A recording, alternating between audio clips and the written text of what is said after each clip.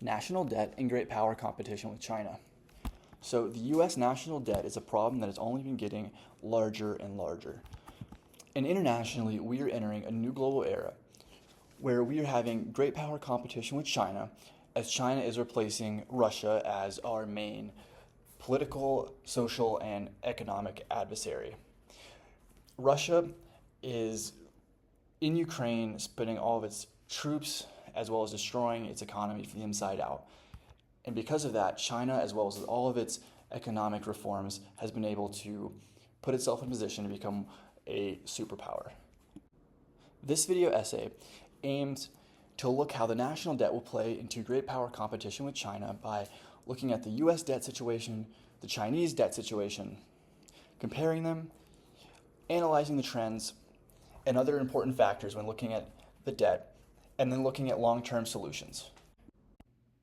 Diving into the US debt situation, per the Department of Treasury, the US national debt has skyrocketed to over $36 trillion as of October 2024. Additionally, while the deficit has dropped from COVID levels, projections from the Peterson G. Peterson Foundation show that they will go to $2 trillion and then eventually back up to around $3 trillion in the 2030s.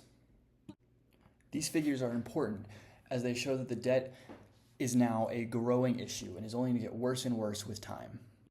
Taking a look at China's debt, as of 2024, it is around $17 trillion. And according to Statista, that statistic is supposedly going to rise to around $27 trillion by 2029. So this marks a huge increase in Chinese debt over the next several years. Comparing each country's debt in terms of percentage of its GDP, which is a good metric to see how much debt a country is actually in versus how much money it's actually making. So starting off with the United States, as of 2024, its percent is 121 or 1.21 for the ratio. And this is a very high number. And China has been rising recently, whereas the US is more flat, and it is around 90% of its GDP. So a healthier number, but as we can see, China has a higher slope, indicating that this ratio is rising at a higher rate than the US. Using an IMF source, we can see that China's national debt as a percentage of its GDP is set to grow very rapidly over the next several years into the 2050s, far surpassing the US, reaching around the 200% mark in 2024 per this projection, while the US is not set to hit that for many years. One note on this figure, this graph shows that China has already surpassed the US in terms of debt as a percent of its GDP. That's because it uses a different calculation using Chinese internal debt. However, the important idea here of this graph is to show the trends that long-term China is set to far surpass the United States in terms of debt, deficit, and what that will look like in the next 30, 40 years, where China will have over a 200% national debt to GDP ratio if it continues at its current rate. So why is the growing GDP to debt ratio a problem? Well, firstly, the US will have less access to funds. So the US funds its debt through treasury bills, bonds, and other marketable securities. And as the US has to obtain more and more of these, it'll get less access to it because there's less money to spend on them, because the interest will eat up a large portion of the national budget. Going off of that, the US will have lower credibility with its other creditors, as well as the debt will eat up a large portion of the national budget, limiting programs such as DoD funding for national security, social security, and all these other programs that the budget is supposed to fund in the first place. Furthermore, the higher and more inflated this number gets, the more the US economy is at risk to collapse, because it gets so overinflated than to what it actually can support.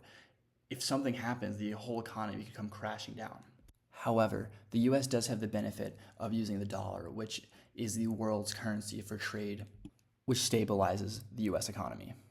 Taking a look at China's debt, most of it is state-owned, and it goes to companies and local governments. So this allows China to control its debt. However, this creates unhealthy companies and local governments, as in their profits and tax revenue, do not cover the interest payments on these loans.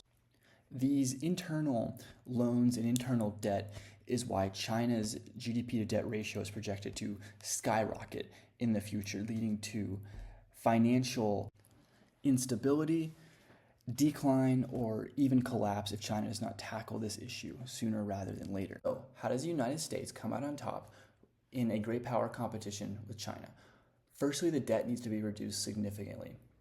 Looking at this chart from the federal budget in fiscal years, we can see that the main expenditure comes from social programs such as Social Security, Medicare, Medicaid, and other programs as such.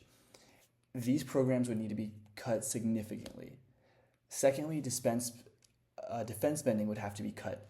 Although in a great power competition, military is important, the national debt is a huge issue, as well as the interest payments is almost $700 billion. So in order to come out on top, the United States needs to cut spending in these key areas.